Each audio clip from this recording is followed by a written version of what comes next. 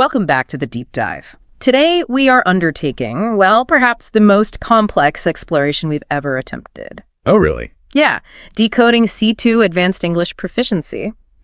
And look, we aren't just talking about, obscure verb tenses or knowing 10 different ways to say walk. No, definitely not. We are talking about language as a tool for precision, for influence, and for strategy. Exactly. When you get to this level, this C2 level, the whole conversation just fundamentally changes, doesn't it? It really does. It stops being just about conveying simple facts or data. It starts being about managing human relationships, navigating complexities. Right. We're really focusing today on the strategic deployment of language.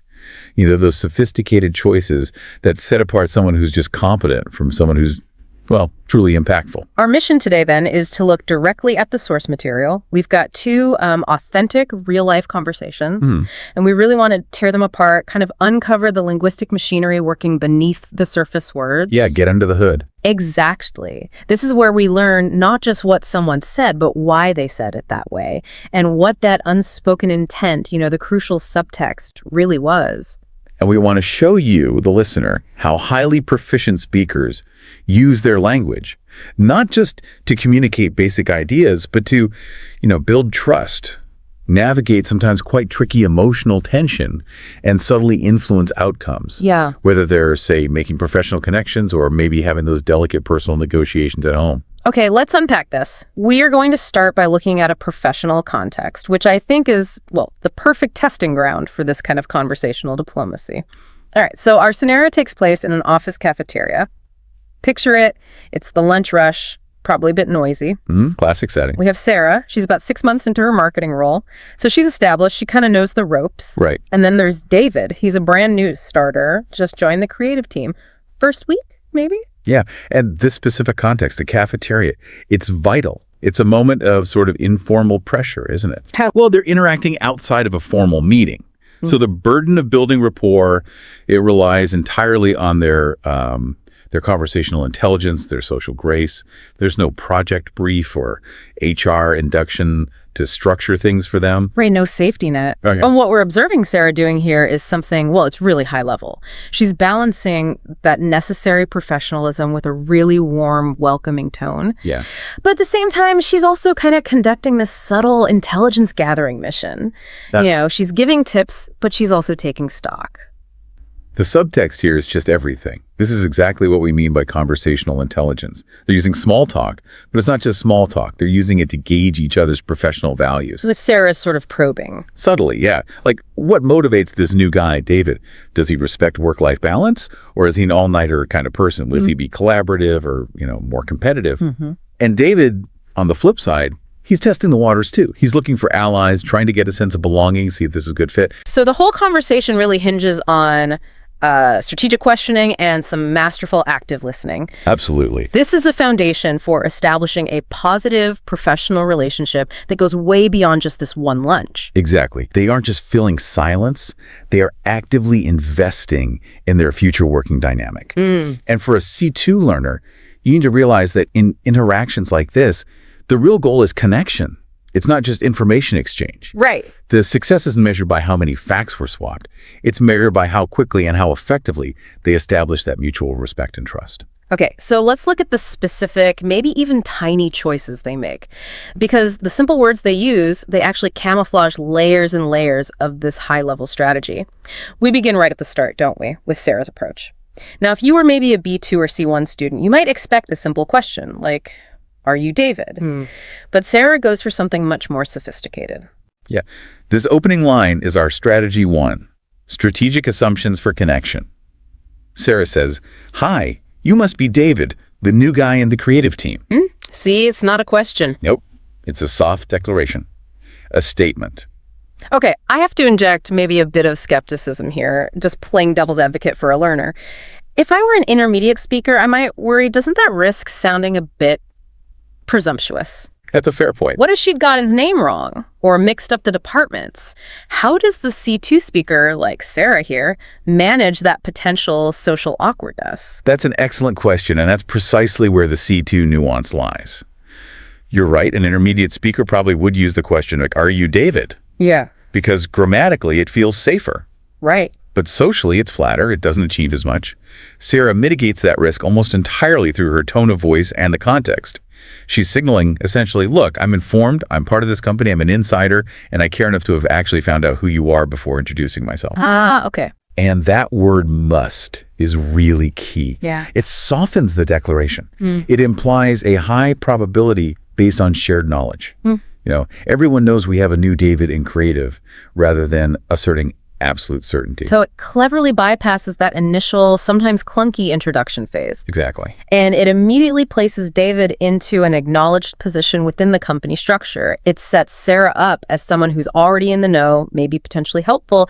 It creates this instant sort of informed warmth. It just accelerates the relationship building. If she had just said, hi, I'm Sarah, they would have started from absolute zero. Yeah. By using this strategic assumption, they're already starting maybe 3 steps ahead. Okay, now watch how David responds, because he clearly recognizes this move and he reciprocates this advanced conversational play almost immediately. Yes, this brings us straight to strategy 2, reciprocity and proactive engagement. David's response isn't just, yes, that's me, or He says something like, oh, hey, Sarah. Yeah, that's me, of course. Sit down. I was actually hoping to meet more people from other departments. That's fascinating. An intermediate speaker might just confirm their identity, maybe say thanks, nice to meet you. But David volunteers information. He shares his goals, his current state of mind. He's actively looking to network. Precisely. He's signaling proactivity. And he's offering Sarah a really clear, open invitation to continue the conversation. He's creating what we might call an open loop. An open loop? Yeah. She now knows that talking to him, engaging with him, actually fulfills a need he just explicitly voiced. I see. This is a core feature of advanced dialogue. The ability to manage the flow, the responsibility of the conversation collaboratively, creating new avenues for discussion rather than just shutting them down with short answers. So he's matching her conversational intelligence with his own. Absolutely. The conversation doesn't just stall out after the greeting. It moves forward immediately on this shared energy. And that shared energy is then immediately leveraged by Sarah for trust building, which takes us neatly into our next strategy. Come on. Strategy 3, strategic self-disclosure and empathy. So Sarah asks David about his first week, how it's going.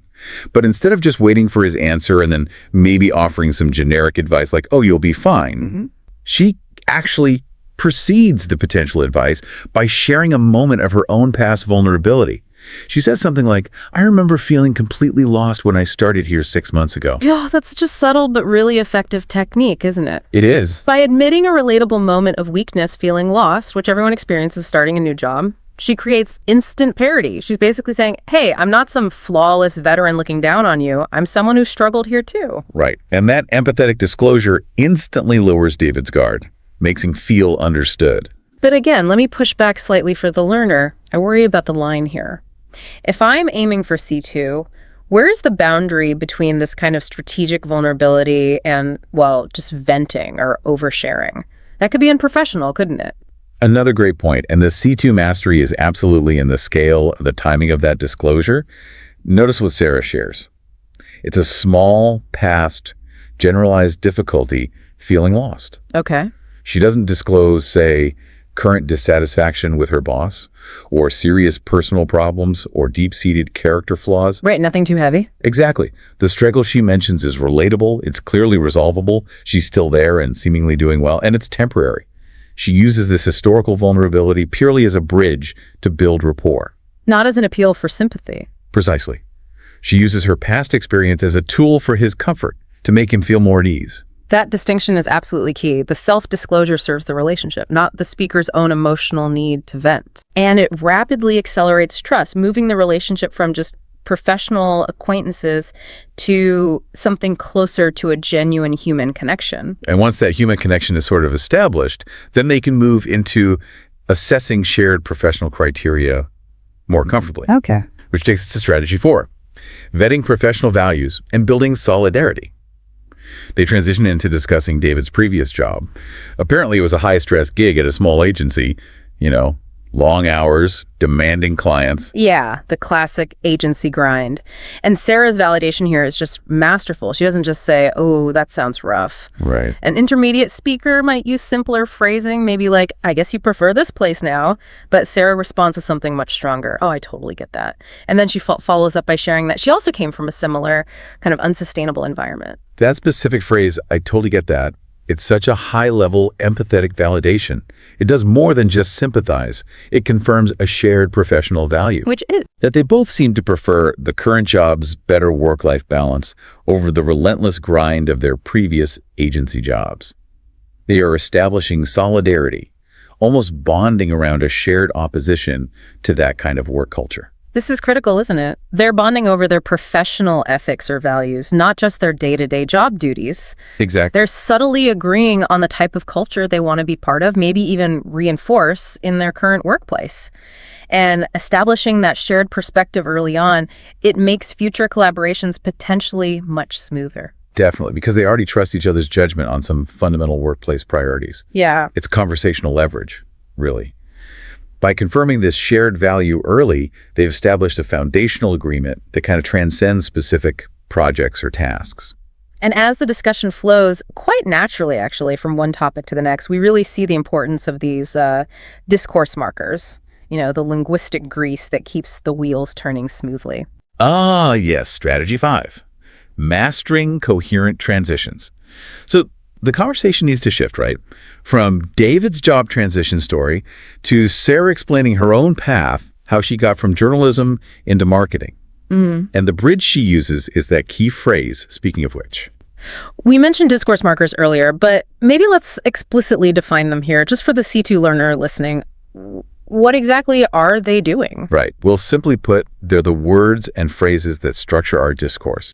They signal the relationships between ideas, and they help manage the cognitive load for the listener. They make it easier to follow along. Okay. So think about it.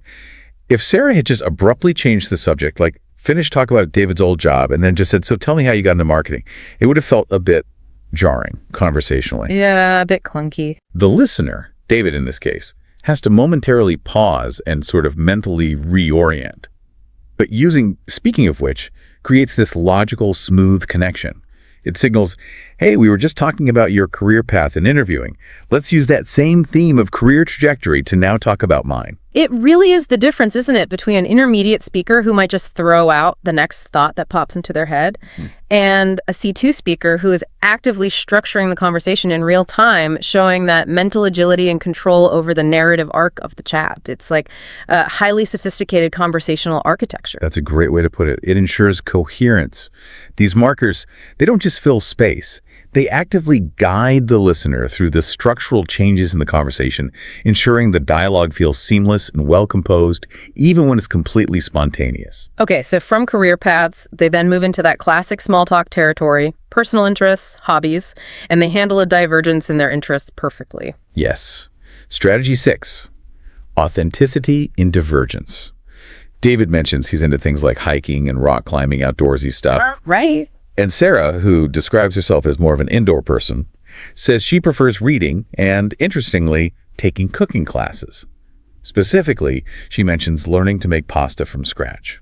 Now, I think many intermediate speakers, maybe even some advanced ones, would feel pressured here to try and mirror the other person. Say something like, oh, I love the outdoors too, even if it's not true, just to maintain that connection. Exactly. But the C2 speaker, like Sarah, understands that feigning interest is usually pretty transparent, and ultimately it can actually damage rapport in the long run. So what does she do instead? Sarah's choice is what we're calling strategic authenticity. She acknowledges his interest, oh cool, hiking, without dismissing it at all. But crucially, she doesn't pretend to share the hobby. Instead, she pivots to an equally engaging but contrasting interest of her own, cooking. This maintains the connection by validating his interests while simultaneously offering another potential point of future engagement, maybe that cooking lesson she hints at later. So she's demonstrating that connection can be built on genuine respect and shared enthusiasm, even if it's enthusiasm for different topics. Precisely. And this approach actually deepens trust because she's being true to herself while still remaining highly receptive and interested in him as a person. She's essentially trading the commonality of the activity, hiking versus cooking, for the commonality of the enthusiasm they both show for their respective hobbies. Yeah. That's a really key C2 distinction. Okay, that makes a lot of sense. And all of these subtle rapport building strategies we've talked about, the self-disclosure, the value vetting, handling the authentic divergence, they all kind of culminate in a final, tangible, strategic move. Yes, the payoff. Strategy 7, solidifying connections with actionable plans. The discussion doesn't just fizzle out. It ends by transforming what was a pleasant chat into a concrete, future-oriented working relationship. How does she do that? Sarah offers 2 specific, defined future plans. First, the cooking lesson hint. Maybe I can teach you a few basic recipes sometime. Right.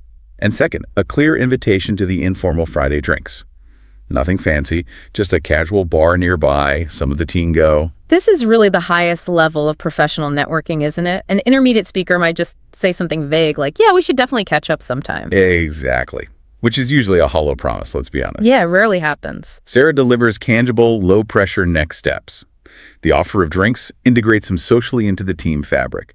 And the cooking lesson idea builds personal reciprocity while also reinforcing that authentic divergence they established earlier. So it ensures that the initial rapport they built through this really strategic conversation actually translates into continuous interaction. It reinforces their relationship going forward.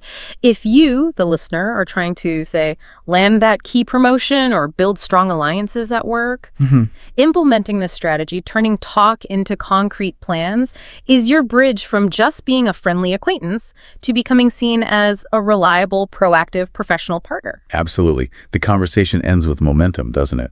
Not just a full stop. Yeah. We've really seen a masterclass here in professional subtlety and connection building. We really have. Okay, now let's pivot. Let's move from the professional world to a deeply personal context, one that requires a perhaps different kind of conversational leverage, strategic empathy. All right, our second scenario. This involves Jake. He's 20 years old, recently graduated maybe, and he's wrestling with that post-graduation decision paralysis. You know, what to do next. It's a classic moment of high anxiety for many young people. Very relatable. And he's talking with his mother about his uncertain future. Okay, so the stakes here are high emotionally, but the communication goals are arguably even more difficult than in the professional setting we just looked at. Why is that? Because the mother needs to somehow guide Jake toward making a decision, toward action, but without adding more pressure to his already anxious state. This requires immense emotional intelligence, and that intelligence has to be communicated through really precise language choices. So her mission, if you like, is to navigate expectations, hers, maybe society's, his own, while really supporting his process of self-discovery. Exactly. She has to avoid sounding prescriptive, telling him what to do, and focus instead on fostering a collaborative path forward, finding a way together. So in this dialogue, we're going to see the strategic deployment of language specifically designed to disarm anxiety, to foster collaboration, rather than leading to confrontation or argument. Right. It's really a showcase of using language to maintain and even strengthen a close relationship while navigating potential conflict and deep uncertainty. Okay, let's analyze the complex strategies the mother uses here to manage this really delicate conversation. These are vital C2 tools, I think, for dealing with personal complexity in anyone's life. So the opening of this conversation, actually quite similar to Sarah's opening in the first dialogue, is all about managing the relationship dynamic before they even dive into the difficult content. Yes, exactly. Strategy 8, proactive de-escalation. Jake anticipates the conversation is going to be about college, and he immediately goes defensive. He says something like, "Is this about college again?" You can almost hear the sigh. Yeah, walls go up. Instantly. But the mother recognizes that tension immediately, and she neutralizes it right away. She says, "Honey, I'm not here to pressure you. I just want to understand what you're thinking." That is so critical. An intermediate speaker, maybe feeling a bit frustrated themselves, might respond defensively too. Like, well, of course it's about college, Jake. We need to make a plan. Right, which would just escalate things. Instead, the mother immediately communicates her intent. She labels the conversation up front as collaborative and exploratory, I just want to understand, not confrontational or demanding. I need you to decide. She's communicating intent before substance. And this is such a hallmark of C2 empathetic communication. It allows Jake to hopefully drop his guard a little. Right. He knows, or at least he's being told, that the primary goal here is relational support, not judgment or pressure.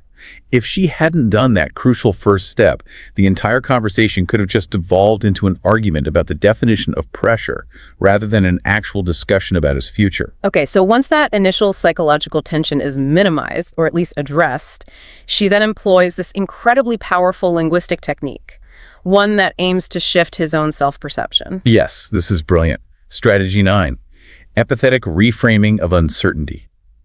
Jake clearly sees his situation taking time to decide what to do as a weakness. He says something like, I don't know, everyone else seems so sure about what they're doing. He feels like he's failing or falling behind. Exactly. But the mother directly challenges this negative self-assessment. She reframes his perceived weakness as, in fact, a strength. She says something like, that actually sounds very mature to me. It takes real thoughtfulness to pause and think instead of just rushing into something you're not ready for. Wow. That is profoundly disarming, isn't it? Because it completely changes the cognitive framework he's operating under. It does. And she uses that word mature very specifically to validate the process of thinking, not necessarily the outcome or lack thereof yet. Right. An intermediate speaker might just offer generic encouragement, like, oh, don't worry, it'll be fine. You'll figure it out eventually. Which can sometimes feel dismissive. Yeah. But the mother uses precise language to linguistically validate his anxiety, or rather, the behavior stemming from it. She turns his feeling of procrastination into an act of prudence. And notice that word, actually, again, just like David used it earlier. Here, it performs heavy lifting too. It signals that her observation, this sounds mature, is perhaps slightly counterintuitive to his negative self-perception. It reinforces the sincerity of the reframing. It's not just empty praise. Yeah, and this immediately encourages, or should encourage, more open, honest dialogue because he feels validated rather than judged. And this shift, this validation, allows the discussion to maintain a certain intellectual depth, which is also reinforced by the kind of vocabulary they share. Oh, okay. Which brings us to strategy 10, precision through advanced vocabulary. Throughout the conversation, both the mother and Jake naturally employ quite precise terms, things like academic mindset or maintain forward momentum or financial stability. Right. These terms aren't necessarily obscure or overly academic. They're just precise. Exactly. They convey complex, nuanced ideas really efficiently, like compare financial stability with just saying making enough money. Financial stability implies something more long-term, security, planning, responsibility. Making enough money feels more immediate, maybe even transactional. That's a great comparison. And the use of academic mindset is especially important here too. It pinpoints the specific mental preparation and discipline that's required for successful college study. It's not just about getting accepted, it's about being ready to engage with the learning process. Right. This kind of precise language allows them to have a really high-level discussion about practical concerns without resorting to vague emotional generalizations or arguments. It's a definite hallmark of C2 speech because it maximizes clarity and efficiency, especially when you're talking about complex or sensitive topics. Okay. So the discussion eventually requires the mother to voice her own concern, naturally, but she manages to do so constructively, skillfully avoiding judgment. Yes. Strategy 11, constructive conflict resolution. The mother introduces her worry, but frames it carefully as her concern, not as a criticism of him. She says something like, you know, I do worry just a little that if you wait too long, it might become harder to get back into that academic mindset later on. Notice how she owns the worry, I worry. Exactly. And notice how Jake responds. He doesn't immediately get defensive or shut down. No, he doesn't. He actually acknowledges the validity of her concern. He says something like, yeah, I've thought about that too. And then, crucially, he immediately pivots to offering a proactive, collaborative solution. Maybe starting small, taking a couple of classes at the local community college. This completely avoids that classic conflict spiral, doesn't it? Where defensiveness just begets more criticism, and round you go. Totally. They move straight past the potential argument, are you saying I'm lazy? And directly into joint problem solving. Okay, that's a valid point. How can we address it? Jake's response here really confirms the success of his mother's initial de-escalation strategy. He feels safe enough in the conversation to be collaborative rather than argumentative. And this mutual display of high emotional intelligence from both of them is a key characteristic of C2 communication in these difficult personal settings. And as they start to solidify this potential path forward, the community college idea, the mother deploys one of the most powerful tools of persuasion available to anyone. Ah, yes. Strategy 12, The personal anecdote as persuasion. Jake asks her about her own history, maybe if she knew what she wanted to do at his age. Right. And she shares her specific experience. She recounts starting college planning to be a teacher, but then changing her major to nursing, only after taking an elective biology class in her second year. Something clicked unexpectedly. Okay, so why is this narrative approach to the story so much more influential than just giving simple advice? If she had just said, oh, it's okay to change your mind, lots of people do, it feels kind of abstract, doesn't it? Very abstract. But by sharing her specific personal journey, the initial plan, teacher, the unexpected pivot, biology class, the new direction, nursing, she makes the underlying point tangible, relatable, and incredibly credible. It's persuasion through demonstration, not just declaration. Precisely. It shows Jake, through a concrete historical example from her own life, that successful journeys often involve misstarts, changes, and unexpected turns. It implicitly tells him your uncertainty isn't unique or a sign of failure. It's actually a normal part of the process. And look, I'm living proof that success can absolutely come through adapting and changing direction. That connection, based on shared human experience and vulnerability, is just far more impactful than any abstract instruction or generic reassurance could ever be. And the conversation then concludes not just with a vague feeling of reassurance, but with a specific forward-looking commitment. Yes. Strategy 13. Focus on forward momentum, not perfection. The core message the mother subtly reinforced throughout wasn't, you need to find the perfect career right now. It was more about the necessity of maintaining forward momentum. Keep moving, basically. Keep moving, keep learning, stay engaged. The specific destination becomes secondary almost to the process of continuous learning and staying open to new opportunities. She reminds him that very few people have their entire lives perfectly mapped out at age 20. Yeah, that's certainly true. And the practical outcome of this entire strategic conversation is that concrete, supportive first step. They agree to sit down together, maybe this weekend, to actually review community college websites and look at application deadlines. Exactly. The shift from what felt like an overwhelming solitary burden for Jake, figure out your entire life, to a supportive, defined, and shared task, let's look at some websites together, is the culmination of her incredibly skilled, empathetic negotiation. The goal is no longer just a promise of support. It's a tangible action plan, a small, manageable first step. So we've looked at two incredibly different settings, haven't we? One was about building professional rapport, essentially with a stranger. The other was navigating really complex emotional territory with a close family member. Yet, despite the differences, both conversations relied on the exact same core C2 principles of strategic communication. Absolutely. And the central lesson here, for you listening, is that C2 proficiency isn't just some abstract qualification you get on a certificate. It's a measure of your actual conversational leverage and your influence in real-world interactions. Right. It's about precision in your language, understanding nuance, and crucially, the ability to both understand and subtly manipulate the unspoken dynamics, the subtext of any interaction. Okay, let's just pull back for a moment and quickly review the most effective, highest leverage tools we identified today. Because these are the tools that you, as a learner aiming for C2, really need to consciously practice using. Okay, well first, we saw how strategic self-disclosure, remember Sarah mentioning feeling lost when she started, how that can instantly dissolve professional barriers and really accelerate trust. It's kind of controlled risk, but often yields high relational dividends. Yeah, calculated vulnerability. Yeah. Then we also saw the immense power of empathetic reframing. The mother converting Jake's perceived weakness, his uncertainty, into a mature strength. That's linguistic judo, isn't it? It really is, using words to fundamentally alter the listener's internal narrative, but in a supportive, positive way. Then there was the power of narrative influence. Using personal anecdotes as persuasive tools, like the mother sharing her college story. It just proves that context and credibility often trump abstract advice every single time. A good story is simply more memorable and usually more convincing than a direct instruction. Definitely. And finally, the move that transforms mere talk into actual action, solidifying connections with actionable plans. This was crucial in both dialogues, whether it's a professional setting like Sarah suggesting Friday drinks, or a personal one like the mother and Jake agreeing to look up college deadlines together. C2 conversations, strategically guided ones, consistently move toward tangible, constructive outcomes. And we absolutely must emphasize the role of those discourse markers again.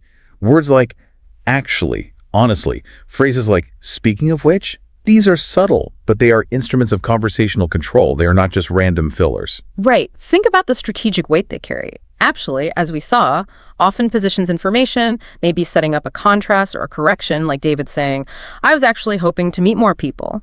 It signals maybe unexpected detail or a sincere, perhaps mild correction of an assumption. Honestly, often used to soften potentially vulnerable statements, acts as a tool of sincerity, which is crucial when you're discussing sensitive topics like workplace stress or personal struggles. And speaking of which, as we discussed, guides the listener smoothly through those structural turns in the conversation. It ensures you maintain a seamless professional-sounding flow. These are really the instruments that C2 speakers use, often intuitively, to signal intent, to manage the listener's cognitive load, and basically to control the conversational landscape with precision and grace. And notice, too, that neither Sarah nor the mother used overly academic or obscure vocabulary, did they? Not at all. They communicated highly complex social and emotional ideas, things like establishing shared professional values, negotiating deep personal anxiety, expressing supportive parental love using entirely natural, everyday, but incredibly precise language. That's the goal, isn't it? True mastery means wielding the language effectively to achieve specific human goals, whether that's building an alliance at work or offering emotional guidance at home without sounding artificial, or like you're reading from a textbook or lecturing. It's about being influential and authentic simultaneously. Hashtag tag outro. So what does all this mean for you listening right now? Why should you dedicate your valuable time to analyzing these seemingly subtle strategies? Because every single interaction you have in English, truly, from the most casual coffee break chat to the high-stakes formal presentation, is an opportunity. An opportunity to practice not just fluency, but strategic communication. You really need to move beyond simply generating grammatically correct sentences. You need to start actively listening for the why behind the what. Yeah. Why did Sarah choose to share that specific vulnerability at that moment? Why did the mother opt for telling a personal story instead of just giving direct advice? Because they were consciously, or perhaps subconsciously, maximizing their linguistic resources to achieve a specific emotional and relational goal in that conversation. And that's how you move from just being fluent to actually being influential. You have to expose yourself to this level of authentic English, look at these dialogues, and then actively analyze the strategic subtext. What's really going on? So, our challenge for you this week is pretty straightforward, but we really want you to practice this consciously. In your next significant English conversation, maybe at work, maybe with friends or family, we want you to try and consciously use just one of these advanced techniques we've discussed today. Just one to start. Maybe you could enter a professional conversation with a strategic assumption, you must be the new project manager, to create that immediate rapport instead of just opening with a generic question. Or perhaps you could consciously practice empathetic reframing when a friend or colleague expresses a concern or a worry. Try turning their perceived weakness into a potential strength. That sounds like you're being really thorough. And then notice the effect it has. Pay close attention to how the other person's posture, maybe their tone of voice, or just their general openness changes when you deploy these strategies with intention and precision. You will see firsthand, hopefully, how advanced language usage can directly influence the success and the outcome of human interaction. How it can transform it from just a mere exchange of words into a genuinely powerful strategic negotiation, even in everyday situations. That really is the power of the deep dive. Thank you so much for joining us today as we navigated the real subtleties of C2 conversational strategy. Keep listening critically, keep communicating effectively, and remember that you absolutely have the tools, or can develop them, to master this level of language influence. And we'll continue this deep dive process next time. We'll be focusing on applying strategic language in a slightly different context, the art of debate and structured argument. Ooh, looking forward to that. Until then, happy strategizing. Welcome back to the deep dive. So, if our earlier sessions were more about laying the groundwork, building rapport, today we're definitely raising the stakes. Quite a bit, actually. We're moving past let's say, the pleasantries and diving right into situations that demand, really high linguistic and emotional intelligence. That's right. We're talking about conflict resolution and giving tricky professional feedback. Exactly. These are those moments where communication isn't just a nice-to-have social skill. Yeah. It becomes strategic. It's crucial. Absolutely. We're really getting into C2 level proficiency today. And the key thing, I think, is showing that this level isn't about like memorizing fancy words. Right. It's all about how you use language strategically when things get tense, when emotions are running high. Yeah, those make or break conversations. Totally. Where the specific words you choose can either, blow things up entirely. Turn a small issue into a huge fight. Exactly. Or, if you handle it well, you can actually make the relationship stronger by navigating that tension effectively. And respectfully, that's key too.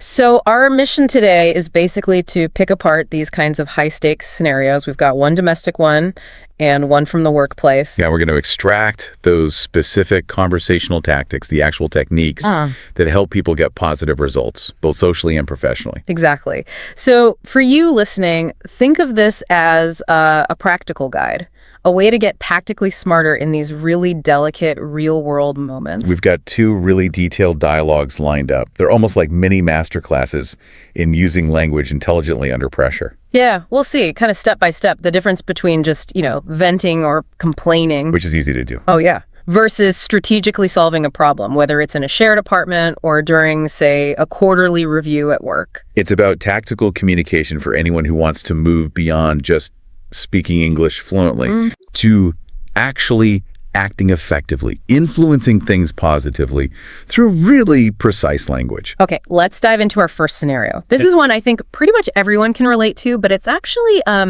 deceptively tricky. It's 2 roommates, Chloe and Liam, and they're dealing with that classic issue, messiness in shared spaces, specifically the kitchen. The kitchen. Always the kitchen. Right. And it's difficult precisely because it's an informal relationship. They live together. How do you bring up something annoying, something repetitive, like clutter? Without making the other person super defensive or starting a massive argument. Exactly. Yeah, the challenge is the proximity, isn't it? You're sharing a home, so every little complaint feels personal. It feels like an attack. And you can't just leave the office and go home to escape it. You are home. Precisely. So Chloe's goal here isn't just like getting the kitchen clean tonight. That's the short-term fix. Right. It's about the long game. It's about preserving the harmony, the overall living situation. Which means her opening move, how she starts the conversation, is maybe the most critical part of the whole thing. It sets the emotional tone. Okay, let's look at that opening, because she does handle it really well. She starts with, "Hey, Liam, got a minute? I wanted to chat about something quickly." Why is that phrasing, which seems so simple, actually so effective at kind of de-escalating things from the start? Well, there are a few things going on there. Psychologically, it's quite clever. First, got a minute? That immediately respects his time. It gives him a sense of control. Yeah, it's not an ambush. Exactly. It turns it from a potential confrontation into a scheduled chat, something she's clearly thought about. It signals preparation, not just a reactive outburst like yelling about the mess from the other room. Okay, so it frames it differently. More like an agenda item than an attack. Yes. And then the word quickly. That minimizes the perceived threat. It signals, look, this isn't a huge drama. It's not going to take forever. We can handle this efficiently. It manages Liam's potential anxiety about how big this problem might be. Right. And then Liam, probably sensing something is up, despite the soft opening, asks that classic question, "What's up? Everything okay?" Yeah, that's the natural response. And Chloe's reply here is brilliant, a really smart de-escalation move. She says, "Everything's fine, don't worry." That specific line, "everything's fine, don't worry," that's a little piece of emotional intelligence genius right there. It's a hallmark of advanced communication in tricky situations. Why is it so powerful? Okay, think about it psychologically. If Chloe had just jumped in with, "No, it's not fine, the kitchen's a disaster because of you," what happens? Defenses go straight up, wall built. Instantly. Liam's brain floods with cortisol, stress hormones. He goes into defensive mode, ego protection. He stops listening and starts preparing his counter-argument. Right. The moment he hears you and mess together, it's over. Exactly. But by saying, "Everything's fine, don't worry," she reassures him that the overall situation, their relationship, is okay. This specific issue is manageable. She neutralizes what we might call preemptive anxiety. The fear that this is going to be a huge, awful conversation. Yes. Once that general fear is off the table, Liam can actually listen with a calmer mind, a lower heart rate. He's now primed to hear about a specific contained problem, not a general attack on his character. Wow. That strategic de-escalation really paves the way for the rest of the conversation to actually be productive. It's absolutely essential. Okay, so she's lowered the emotional temperature, and now she moves into the actual issue. And this is where we really see the power of using I statements instead of accusations. She shifts the focus completely away from blaming Liam. She says things like, I feel like lately the shared spaces have been getting a little chaotic, and then, crucially, the impact. It's starting to get to me. This is fundamental. It's the core of things like nonviolent communication, and it's probably the single most important skill for resolving conflict effectively at an advanced level. Let's really break down the difference between saying, you are messy, versus, I feel like I'm constantly tidying up. It seems like such a small tweak grammatically, but the emotional difference is huge, isn't it? It's night and day. It's the difference between delivering a judgment and stating a verifiable fact. When you say you are messy, or you never clean, or you left this mess, you're making a subjective judgment about the other person, about their character, maybe even their morals. And that immediately invites denial. No, I'm not. Right. People instinctively defend their identity. Liam's immediate reaction would be to list all the times he did clean. So how does the I statement sidestep that trap? When Chloe says, I feel like I'm constantly tidying up a space that isn't just mine, she's reporting on her internal state and her actions. These are facts about her experience. Things Liam can't really argue with. Exactly. She can follow up with specifics like, I was hoping to cook dinner last night, but I had to spend 15 minutes clearing your stuff off the counter first. And honestly, that made me feel frustrated. Okay. So Liam can't deny how she felt. And he probably can't deny that she spent 15 minutes cleaning if his stuff was there. Correct. It's factual data. It's hard to argue with. So the conversation shifts immediately. It's no longer you're a bad roommate.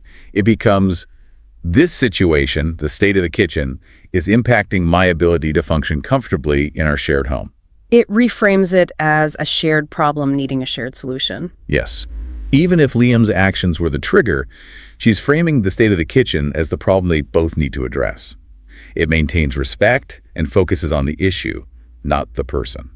Okay, but even with Chloe's careful setup, Liam still has that initial defensive reaction. It's almost automatic, right? He says, I'm not that bad, am I? I did the dishes yesterday. He's trying to find evidence to push back against the criticism he thinks he's hearing. And this moment right here, this is where so many conflict conversations derail completely. Yeah, the temptation is to shoot down the defense, right? Well, doing them once doesn't count.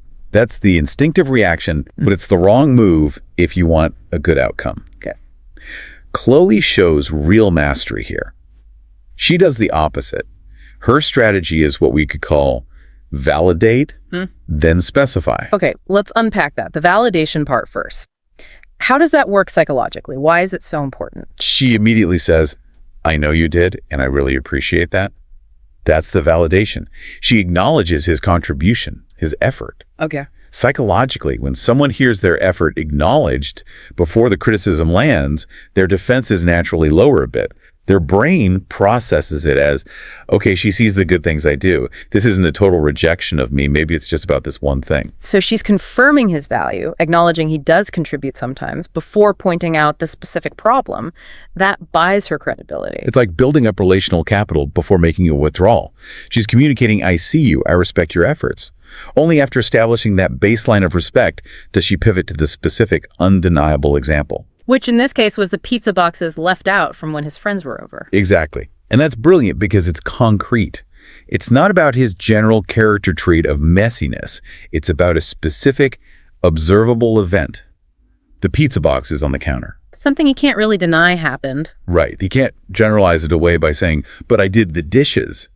Because she's anchored the feedback to this specific incident. The mechanism is clear. Validate first to make them feel heard and respected, then deliver the specific, targeted critique that allows them to move past defensiveness and actually hear the feedback. And you see it works immediately in Liam's response. He goes, right, sorry about that. I was going to get to it this morning. He accepts responsibility almost instantly. Because Chloe made it about the outcome, the pizza boxes, which he can fix, not about an inherent character flaw being messy, which you would naturally fight to defend. And just before that pivot, Chloe also showed a bit of vulnerability, didn't she? Saying, honestly, it's starting to get to me. I feel like I'm constantly tidying up. Yes. That controlled vulnerability is another advanced technique. It's often much more effective at eliciting empathy than trying to demand compliance through anger. Empathy is what you want here. She successfully shifted him from being defensive to feeling some empathy for her situation. Okay, so Chloe has navigated the initial complaint brilliantly. She got past the defensiveness, used I statements, validated Liam.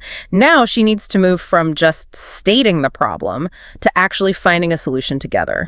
This pivot is crucial. And she uses a really key phrase here to signal her good intentions. Look, I don't want to be the nagging roommate. That's the last thing I want. That's textbook identity management in negotiation. It's strategic reassurance. What does that mean, identity management? She's explicitly rejecting a negative label Liam might be tempted to put on her, the nag.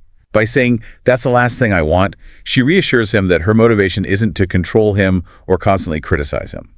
Okay. It reinforces that she's aiming for a better living situation for both of them. Exactly. It resets the dynamic back towards partnership, towards equals trying to solve a problem. This makes Liam much more open to hearing her suggestions for a solution. And right after that reassurance, she shifts into collaborative language to propose the idea of a solution. She says, I was thinking, what if we made a super simple plan? That what if we... Yeah. Framing is so important in negotiation and collaboration. Phrases like, what if we, or how could we, or maybe we could try, position the solution in something they build together. Instead of a demand from her. Precisely. It's not, here's what you need to do, it's, let's figure this out. This changes the psychology for Liam. He's not just complying with her rules, he's co-creating the plan. Which means he's more likely to buy into it and stick to it. Absolutely. He has ownership because he was involved in crafting it. If she just said, okay, from now on you have to do X, Y, and Z, he might have resisted. Asking what if we makes him a partner. And the solutions they land on are effective because they're not vague goals like let's be tidier. They're very concrete. Yes. They agree on a no dishes left in the sink overnight rule and a quick 10-minute tidy up of the living room before bed. Why is that concrete nature so key? Because specific and measurable rules work.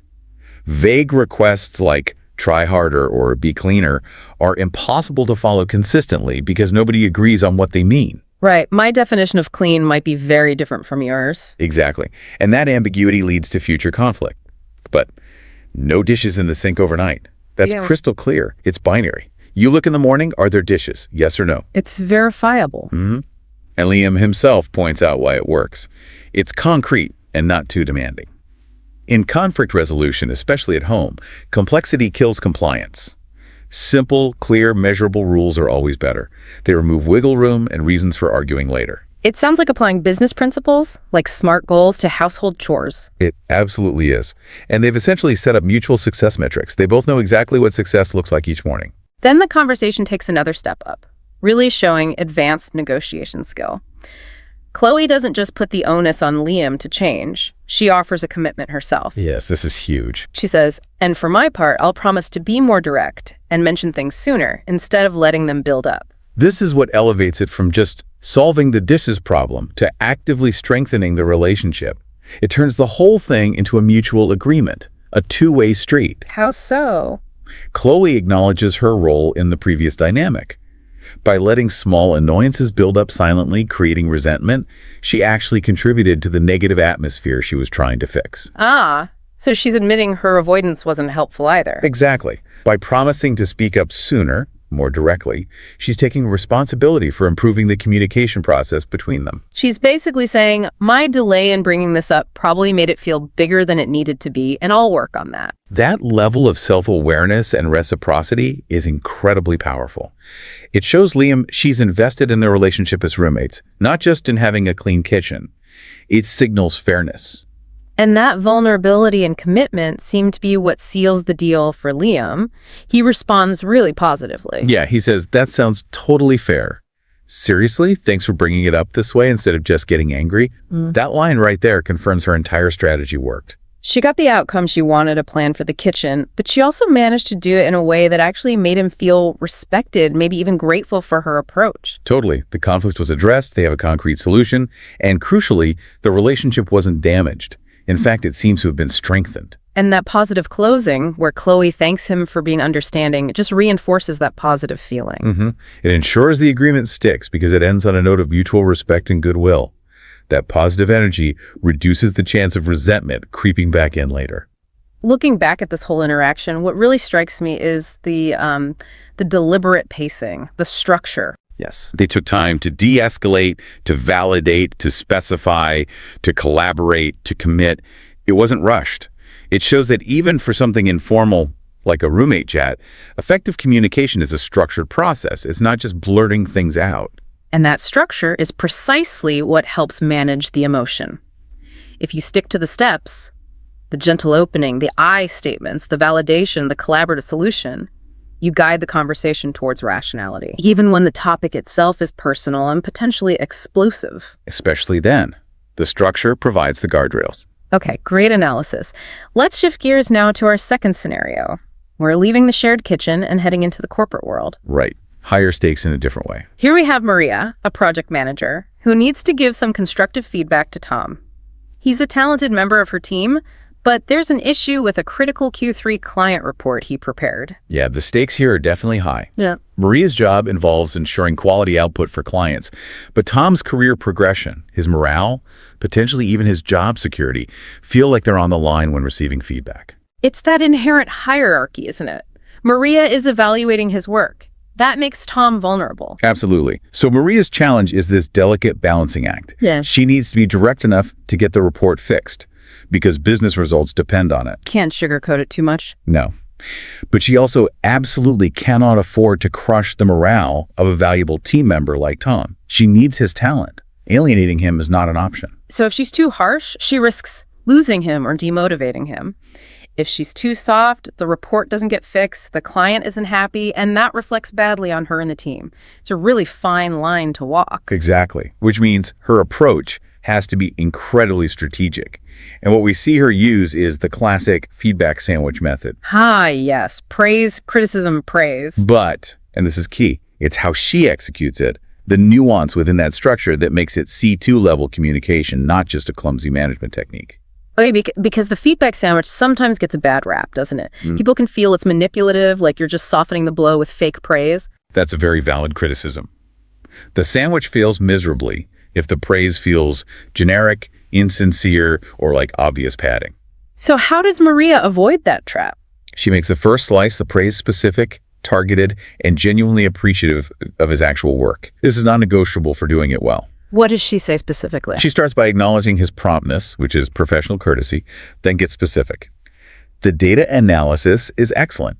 The deep dive you did into user engagement metrics is particularly insightful. Okay, so she's not just saying, good effort, Tom. She's pointing to concrete parts of the report she valued. Exactly. She names the data analysis and the user engagement metrics. This does two crucial things for Tom.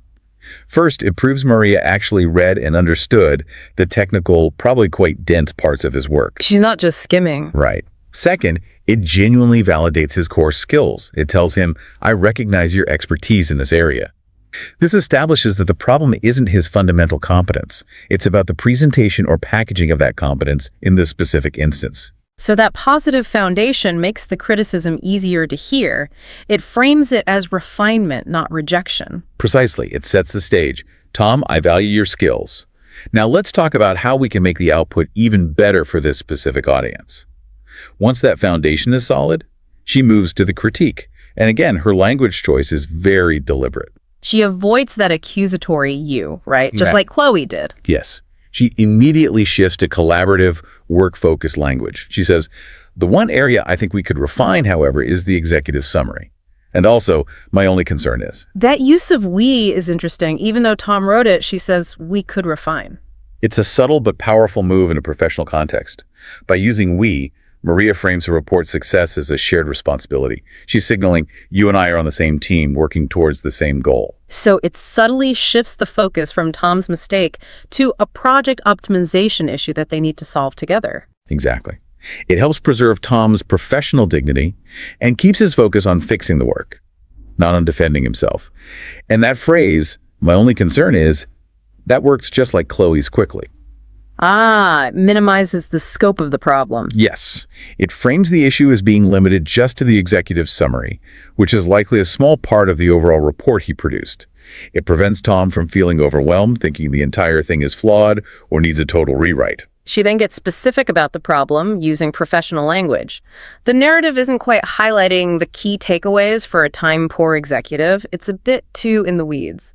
That phrase, in the weeds, feels like important business shorthand. It absolutely is. It's a perfect example of effective C2 business vocabulary. Saying in the weeds is much more precise and less judgmental than just saying too detailed or too long. What does it convey exactly? It's a common idiom meaning overly focused on minor details, losing sight of the bigger picture or the main point. It frames the problem structurally, an issue of focus, rather than as a failure of Tom's intellect or writing ability. And critically, she doesn't just point out the linguistic flaw. She immediately explains why it matters, the impact. This step is vital. It turns abstract criticism into concrete strategic advice. She connects the flaw directly to the consequence. What's the consequence she mentions? She says the CEO, who is the target audience and notoriously short on time, might get lost in the details and miss the brilliant strategic recommendations that are buried within Tom's excellent analysis. The so what? Yeah. Making that clear. Exactly. The feedback is no longer just about Tom's writing style. It's about effective communication for a specific high-stakes audience. It's about ensuring the value of his work actually lands. So by focusing on the consequence, the CEO missing the point, she makes a strategic coaching. It's like saying, your analysis is great, Tom, but it's currently packaged wrong for the person who needs to see it. Precisely. When feedback is framed around achieving the business objective, it feels much less personal and much more like helpful guidance towards a higher professional standard. The goal shifts from, Tom fixed your writing, to, we need to make sure the CEO gets this in 60 seconds. That's a huge difference in how it's received. That focus on impact is really what defines advanced professional communication, isn't it? Okay, so Maria delivered the critique really skillfully. Now we need to look at Tom's response, which is equally important. This showcases another C2 level skill, how to receive feedback professionally. Yes, this is arguably just as hard, if not harder, than giving feedback well, especially when you've poured effort into something. And Tom handles it brilliantly. No defensiveness. Instead, he immediately focuses on understanding. His first move is crucial. He doesn't argue or make excuses. He seeks clarification. And critically, he paraphrases what he thinks Maria means. Yes. So you're saying it needs to be more top level and focus on actionable insights. That paraphrasing seems to do a lot of work in that one sentence. It really does. First, it confirms he's actually understood the core issue Maria raised. He's checking his interpretation. Making sure they're on the same page. Exactly. Second, and this is very C2, by using that specific business term, actionable insights, he's signaling something important. What's he signaling? He's demonstrating that he understands the purpose of an executive summary. He's speaking her language. He's showing he's already thinking about the solution at the required strategic level. It tells Maria, okay, he gets it. He knows what kind of revision is needed. Right. Actionable insights, that's a very specific concept. Information that directly helps someone make a decision or take an action, not just background data. Precisely. His use of that term immediately aligns him with Maria's goal. And his next statement reinforces his professionalism. He said, that's a really fair point. Looking at it from that perspective, I can see how it could be more impactful. Thanks for pointing that out. Notice he accepts the feedback gracefully. He validates her perspective. That's a really fair point. He shows reflective thinking, looking at it from that perspective, and he expresses gratitude. He's owning the need for revision without resistance. That's professional maturity. Okay, so the problem's identified, understood, accepted. Now Maria needs to guide him towards the solution. She makes the task clear and manageable. Yes, she asks. How about you take another pass at just the summary? Again, limiting the scope. Right, not rewrite the whole report. And then she gives him a fantastic tool. She doesn't just say make it better. She provides a helpful analogy, a kind of creative constraint. What's the analogy? She says, try to frame it as if you had 60 seconds to explain the report's most critical findings to the client's board. Ah, the 60-second elevator pitch constraint. That's clever. It's brilliant coaching. That time limit forces him to be ruthless about prioritizing. It demands brevity, clarity, and an intense focus on only the most crucial takeaways. It gives him a concrete target to aim for. It removes the ambiguity of make it more top level. It gives him a practical test. Can I explain this in a minute? Exactly. It sets a clear benchmark for success. If the summary he writes takes 5 minutes to convey the core message, he knows he hasn't hit the mark yet. This is how great managers delegate. They provide clear constraints and goals rather than micromanaging the how. And then finally, we get the third part of the feedback sandwich, the closing affirmation. Yes, Maria ends on a motivating note. She says, I have no doubt you'll nail it. The underlying work is fantastic. We just need to package it for the right audience. reinforcing his capability and the value of his core work. Absolutely. He leaves that meeting feeling empowered, capable, and clear on what needs to be done, not feeling criticized or diminished. Her goal was achieved, and his motivation is intact, maybe even enhanced. And his final words confirm it worked. Thanks, Maria. I appreciate the clear direction. That phrase, clear direction, really sums up the positive outcome. It does. That's the gold standard for feedback, leaving the recipient feeling they have clear direction. Now, throughout this professional dialogue, we heard some really specific, high-level business vocabulary. These terms signal competence in a corporate environment. We touched on them, but let's quickly recap. Good idea. Because mastering this kind of vocabulary isn't just about sounding smart. It's about functioning effectively. Think about the terms.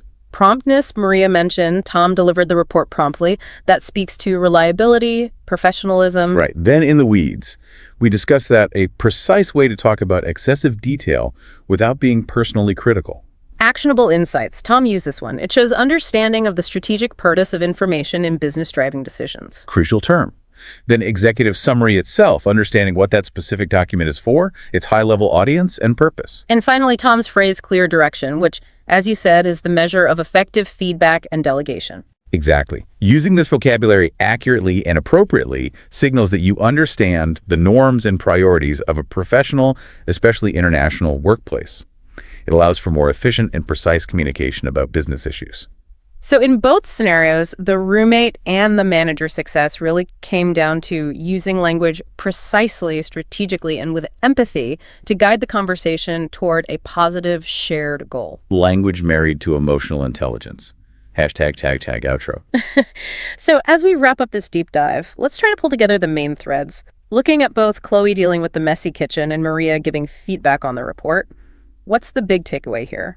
I think the fundamental point is that communication at this C2 level, especially in these high-stakes situations, is inherently strategic. It's not accidental.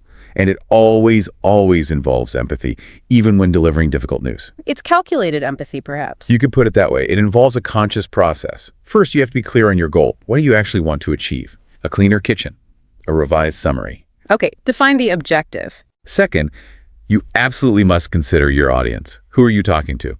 What's their likely emotional state? How might they react defensively? Thinking about the roommate versus the employee versus the CEO, they all require different approaches. Understand the person and the context. And third, based on that goal and audience analysis, you choose your language very, very carefully, with surgical precision almost. Language designed specifically to neutralize defensiveness, build trust, and encourage collaboration. And often, that means accepting some co-responsibility for the situation or the conversation itself. Okay, let's quickly recap those key tactical takeaways for listeners. The concrete techniques we saw in action. Right. First, in any conflict, lean heavily on I statements. Describe the impact on you. I feel frustrated when X happens because Y. Focus on your feelings, your experience, the observable facts. Avoid you always or you are. Statements like the plague. Got it. I statements for conflict. What's second? Second, especially in professional settings, use a structured feedback approach.